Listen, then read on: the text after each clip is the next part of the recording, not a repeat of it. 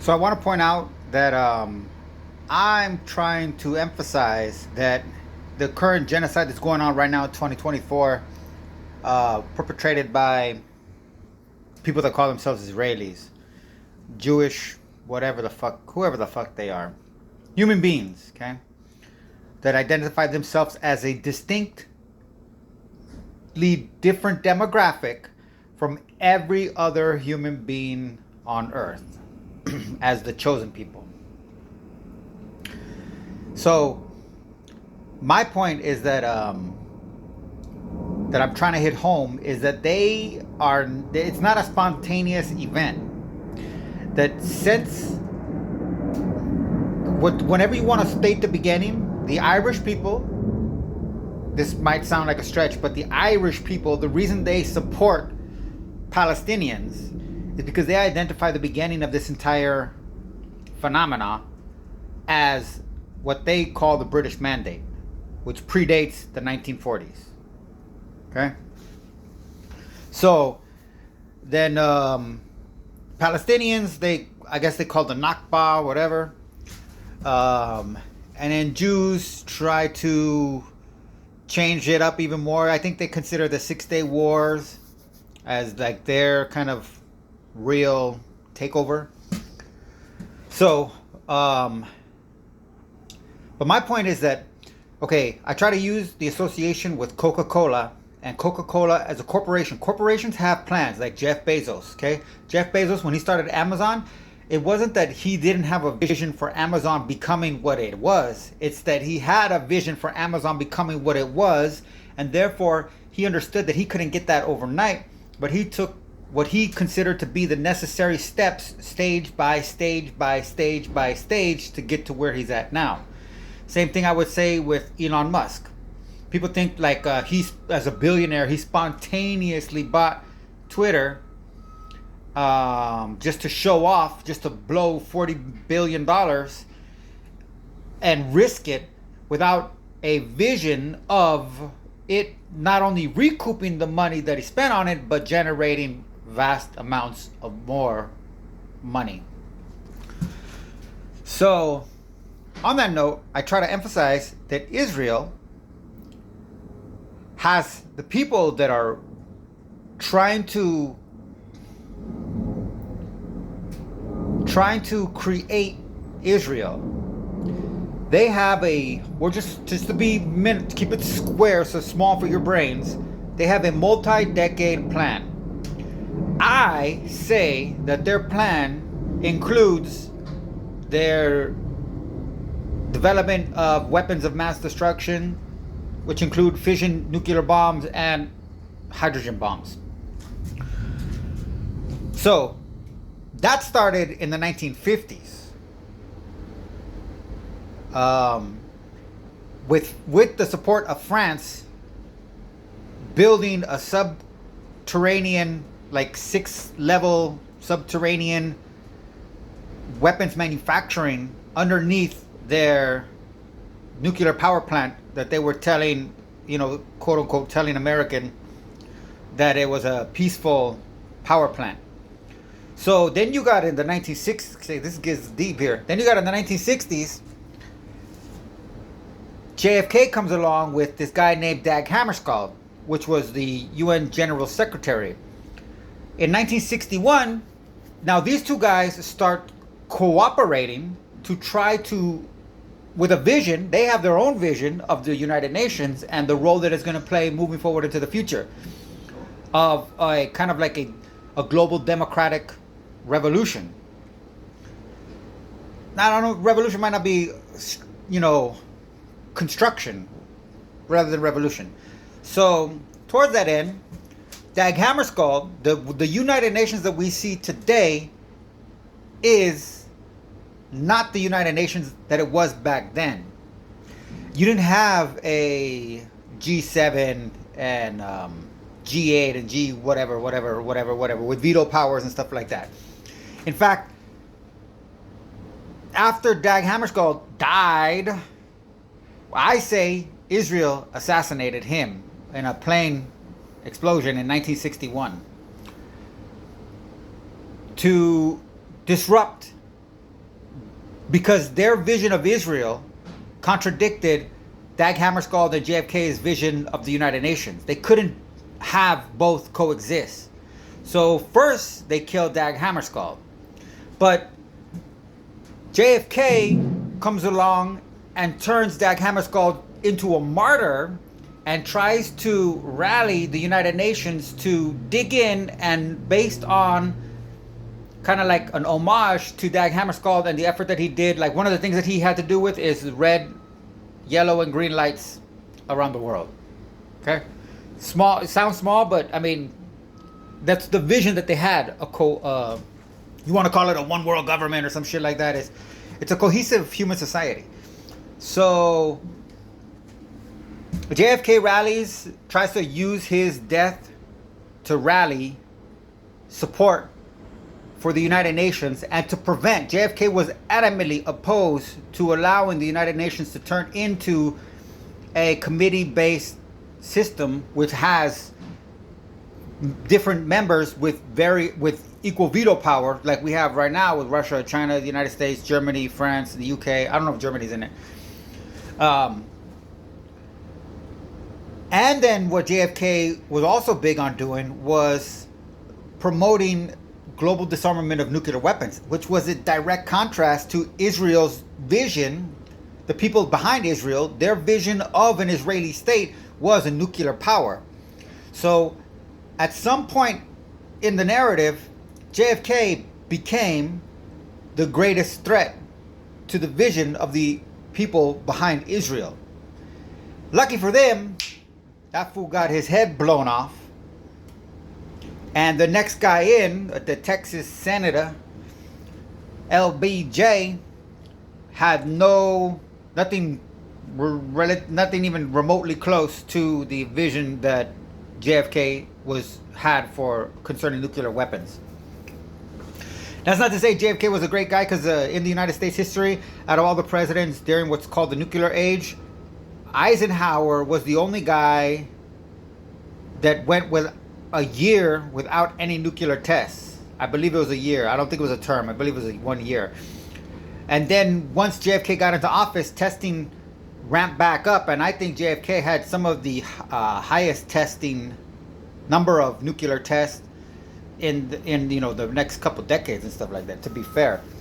But his rhetoric was talking about disarming nuclear weapons. So now that he's out of the way, in 1963, as soon as he's out of the way in 1963, and again, he died in November, Israel started enriching nuclear material, basically weaponizing nuclear material. They already had the facility built, clandestine facility built. But JFK is talking about, we need legal commissions and we need, inspections and shit like that, because if we're going to do disarmament, we have to have step-by-step confirmation so that we don't have to trust each other. We can, each person can have credible information that shows them that, okay, this person took their step, now I take my step, you take this step, da da da da da da da da da da da da. So the people behind Israel were holding back, essentially. They were waiting for JFK to not be in office one way or the other, because it's a term limits either way in the United States. But the term limits weren't fast enough, and JFK was popular enough to demonstrate that their vision of a nuclear armed state of Israel was going to be delayed past their plan. They had a plan, multi-decade plan. And at a certain stage, they're like, hey, we got to have nuclear weapons here, because by the next stage, 20 years or whatever, I don't know exactly how they do this. I'm making this up as I go along in case you don't get this. I'm not psychic. I'm using creative, imaginative, theoretical make-believe, okay? So, whatever their plan was, they envisioned that, okay, based on any technology from the bow to the crossbow to the gun, we know that the nuclear weapons that we have today are going to be advanced at a certain point in the future. So we have to be in the beginning of the race, or else we're gonna be hobbled later on in the race, in the arms race. So we gotta have our nuclear weapons now so that we could start developing more advanced nuclear weapons already. So JFK is dead. So in 1963, and he died what, November 22nd? So what do they have, like 6 weeks left? They already started enriching uranium. 1984, they get exposed by Mordecai Vanunu, who is the most hated Jew, such a hated Jew that Jews will never even say his name. Even the good Jews won't talk about Mordecai Vanunu. That's how you know a Jew is a Jew, because they don't want to talk about Mordecai Vanunu, because it's a no-no. So, and he's still alive in Israel right now. So, Mordecai Vanunu is a Christian, but he's Jewish. He converts to Christianity, and he's working at the Nainoma nuclear power plant, and then he ends up taking pictures in the 1970s of the structure, the underground structure where they're making weapons. And then in the 1980s, he gets that out into the UK, into a journalist. Mossad does what they call a honey trap. They send a woman who now lives in Florida, who's still alive. They call her the sex spy. They send a woman to do a honey trap and lure him to Italy or something like that, or Spain, where the Mossad drugs him, bags his head up, puts him on a private jet illegally, and kidnaps him from a European country. I don't know if it's Spain or Italy. And then takes him back to Israel to try him for treason. Which he's, again, still alive and still in house arrest. And held in incognito, not allowed to do any interviews or write books or have any communication outside of, I don't even know, outside of the immediate circle, like house, or if he's in a house, whatever. So then I don't even know, I didn't know all of this. I'm learning this over the years. Okay, I think I first learned about Israel's nuclear arsenal in like 2012, because if I'm not mistaken, Jimmy Carter at that time, I would follow Jimmy Carter, and Jimmy Carter gave a speech one time, and he said, you know, because I was big into anti-nuclear, it's called nuclear abolition, just like slavery abolition. There's a nuclear abolition movement. Most of you don't know about it because certain religions are against nuclear abolition. Chew on that. So, and I got into it through participating in a religious institution, which is Buddhism. Buddhists are very active in nuclear abolition movement, unlike Jews. So I'm following this movement very closely, and Jimmy Carter is a component of it. And in a speech, he's an old man. It's like, you know, like I said, it's like 2013 or something like that. He gives a speech and he says, yeah, we got to disarm nuclear weapons. And we got to bring Israel to the table too, because they have 150 to 200 nuclear weapons. Well, within 2 weeks, Jimmy Carter was forced to apologize and say that he misspoke because there's no proof that Israel has nuclear weapons. That's how powerful the people that want to create the state of Israel are, that they got Jimmy Carter, an old man. They bullied him into fucking freedom of speech in America? Nah. So, the former president was censored by Israeli interests. And their interest is, they call it nuclear ambiguity. Never admit to having nuclear weapons, but never deny it. Why never deny it? This is an important thing. Never deny it because there's this principle hidden within what's considered the legal structure that extends all the way back to Rome through, and this thread of law principle goes all the way into English common law, which dominates the United States court system. There's no such thing as American law, it's English common law. And within that, there's this principle that you see at high levels. Like Oliver North, I think most people probably don't know who he is, but he had to do with the Iran-Contra, and I've got to scan the book, and it's just the transcripts of his interview. Plus, I've watched some of his interviews. not his interviews, but his testimony during the Senate. He was probably one of the exemplified this principle the best. And the principle is never deny, don't argue an accusation lest you validate it. So you can feed into the, like, just give it, but never just directly deny it. So Israel, this is nuclear ambiguity principle. So that's why, that's very, shows you the disingenuous, to say the very least, but the insidious, nasty vileness of the Jewish population around the world's criticism of Iran and their quote-unquote nuclear program.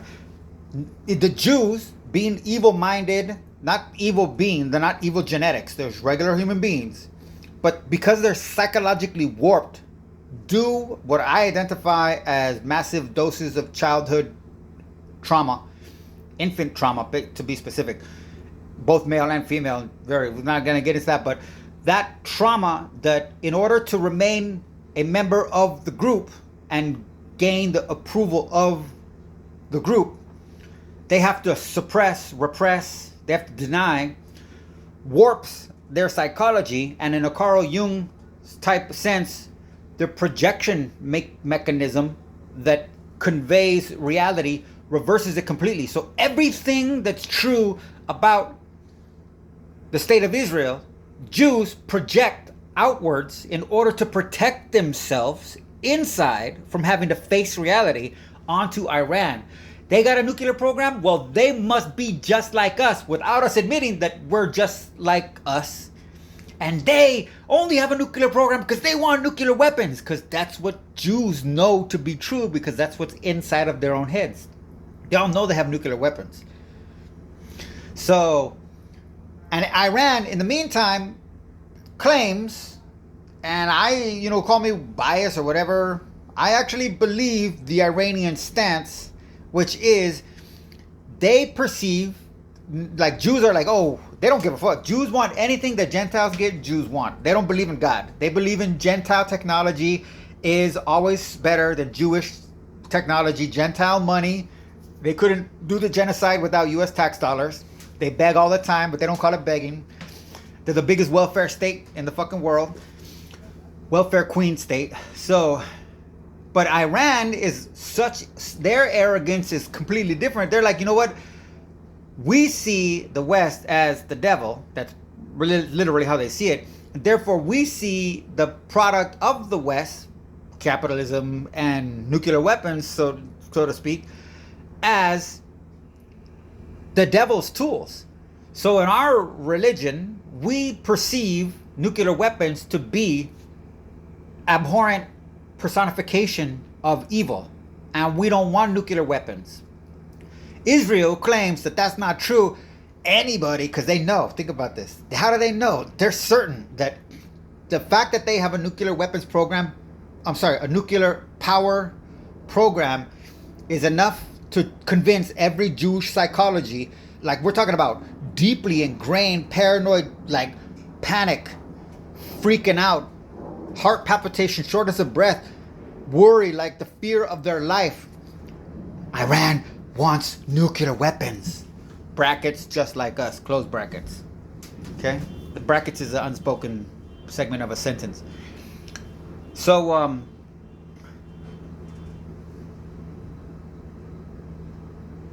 now I've been trying, so this is, I'm kind of like, so now Israel has got to the point where, let me see, can I keep this? Let me see if I can pull this up. Hopefully I could do this. Come on, come on, come on, come on, come on.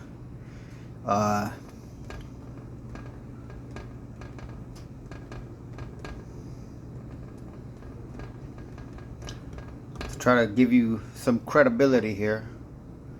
Bam, got it. Okay, so this is a Modern War Institute, Israel and the Samson option in an interconnected world, okay? Just to show you, this is West Point, okay? You get that? This is the military, the highest military academy in the United States. and it is dealing specifically with this was written in November 16, 2018, okay? Luis Rene Perez. So, manners, whatever. So the whole point is, exercising the Samson option is not likely to deter any aggression short of nuclear and or massively large-scale conventional or biological first strikes. So, just to show you, there's no longer any nuclear ambiguity. Okay? It is just a matter of pure malicious deception now. So, my whole point is that now it gets into back to the October 7th, okay? So also within this, the people behind the State of Israel, they understand, they know that they call it the Bible, but there's no such thing as the Bible in the Jewish religion. They just like to use the Bible because it makes Christians feel like there's some kind of similarities between their religions.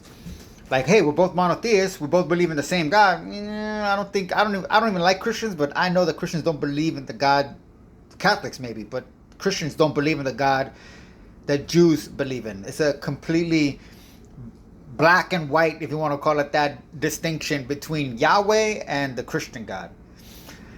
And Jews like to obscure the distinction by using false association, like using the word Bible instead of Tanakh. Tanakh is the Torah, something else, and whatever, the prophets, the writings, the Torah, the prophets. Well, I don't give a fuck. So the people behind the State of Israel, part of their whole agenda to make Israel real is to manipulate the religious dogma, doctrine, and feeble psychology that clings to religious symbols and shit like that. Towards that end, you got, in 2023, this was ridiculous. I can't believe this is real.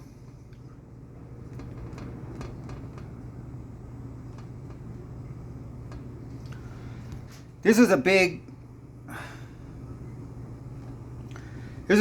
actually a big thing. What these red cows have to do with war, okay? When is this? This was March 5th, 2024. Okay, so this is this year. So you got these red cows here.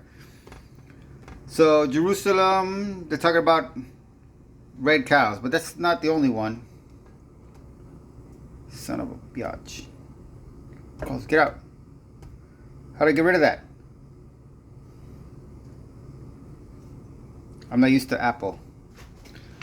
Stay signed out. Leave me alone. Leave me alone. Okay. My Jewish learning. So this is a really big deal here. Red heifer. Okay. The red heifer was a cow whose ashes were used to purification rites for one who had been contaminated through having come into contact with a corpse. It gets even deeper because basically the way that they see it, well, I could be able to find it. I mean, that's being very nuanced. Let me get to the Jewish encyclopedia.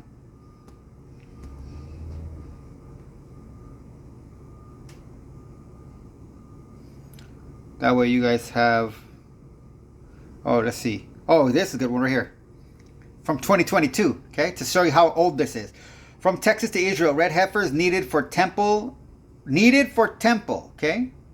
This is the Jerusalem Post. A Christian farmer in Texas raised the prize heifers, which are essential for priests to serve in the temple. So their vision of this is September 2022, is to look at, they're looking because it can't have one hair that's not red. So 5 perfect red heifers required. Okay, can't touch dead body, blah blah blah. The level of purification will be needed in order to allow a priest to carry out work in a future temple. Okay? So, now how they also make a point. Okay, I didn't set out to do this. But right now I'm probably the best red heifer hunter in Texas. Station whatever. The Bible says to bring a red cow to purify Israel. And I may not understand it, but I'm just doing what the Bible said. Okay, so this is a Gentile guy doing this. So again, Jews need Gentiles to accomplish everything in their religion. Because not only the Gentiles are the ones finding the cows for them, but the Gentiles are also the ones breeding the cows. Oh my gosh, am I tripping here? Okay. Oh, so here's 2023. Then Christians start getting onto it. CBN, Christian Broadcast Network. Okay, prophetic anticipation builds unblemished red heifers for temple ceremonies soon come of age. Okay, red heifers now between 1.5 and 2 years old to replicate the ceremony mentioned in the Bible, according to those. Okay, I really want to get into the Jewish Virtual Encyclopedia, because you guys got to see the mirror. The interesting thing is the mirror, they took theirs down, at least on my computer. Oh, see, this one's up. When I was trying to look for this on my phone earlier today, it said the link is no longer available. So red heifers. Okay, first red heifers in 2,000 years. Okay, so this is supposed to be, they're marketing this as a phenomenon, like a religiously amazing phenomena. There we go, Jewish word. There we go. This is a good one right here.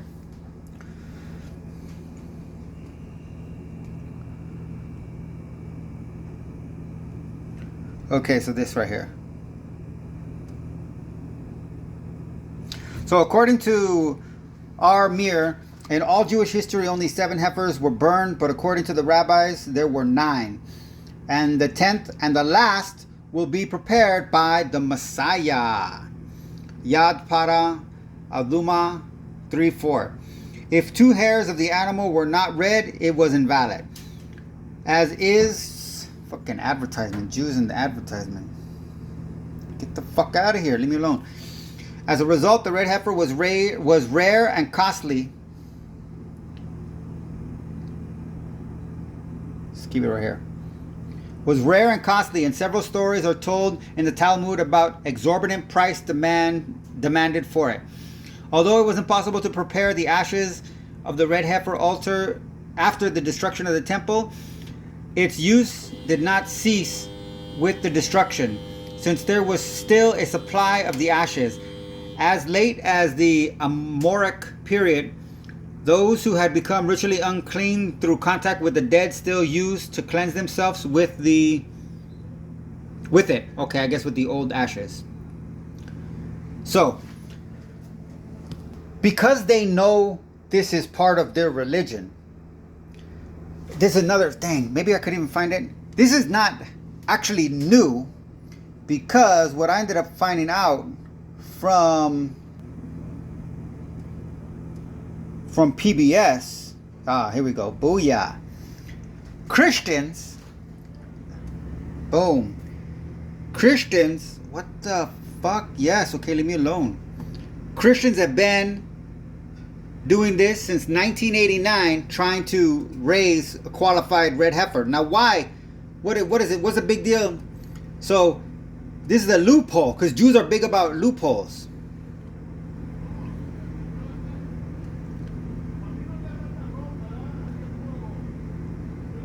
Son of a bitch.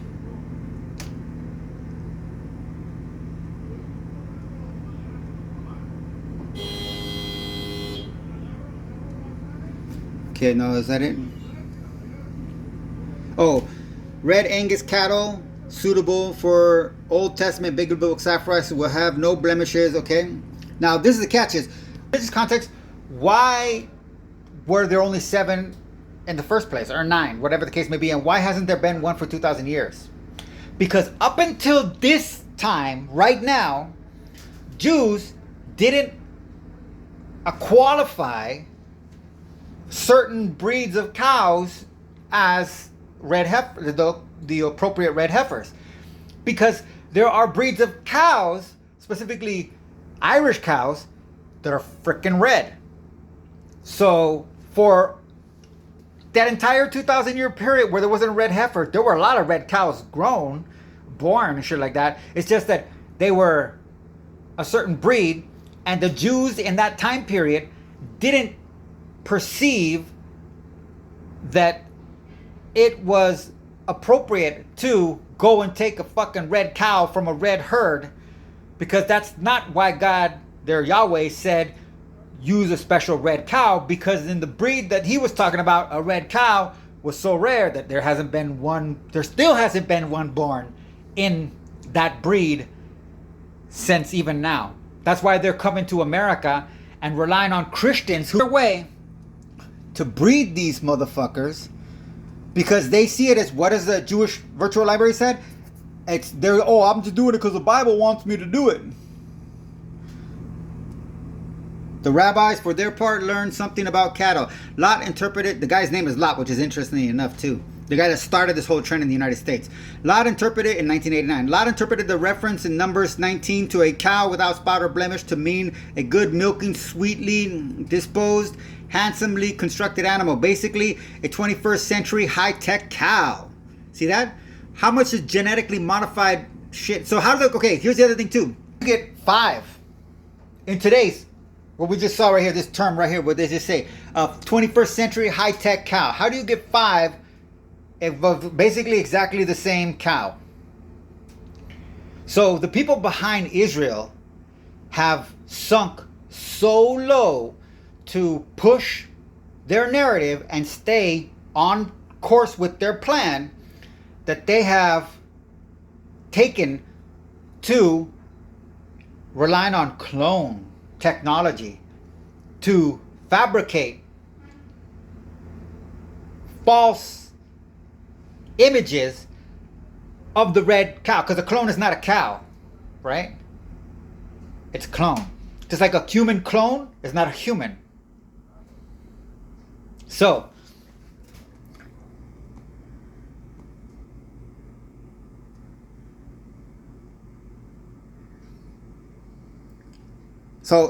in fall of 1994, Richmond went to Mississippi to examine 4 freshly washed and groomed heifers that Lot had produced for his inspection. The Talmud states that even if 2 hairs were not red, they would be enough to disqualify. One of the cows immediately caught Richmond's eye.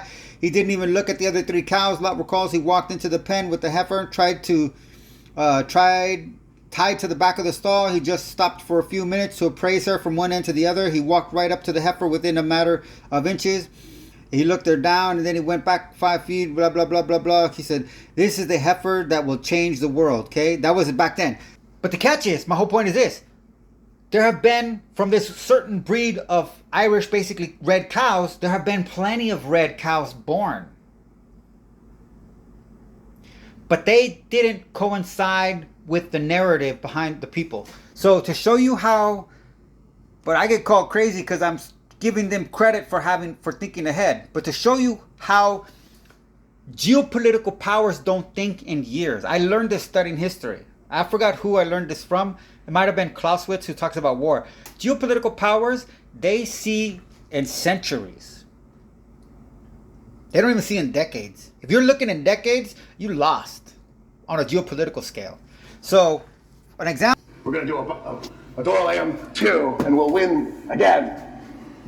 The Turkish leader, the Sultan of Rome, so the Turks that were living in Anatolia called themselves the Sultan of Rome, as in Rome.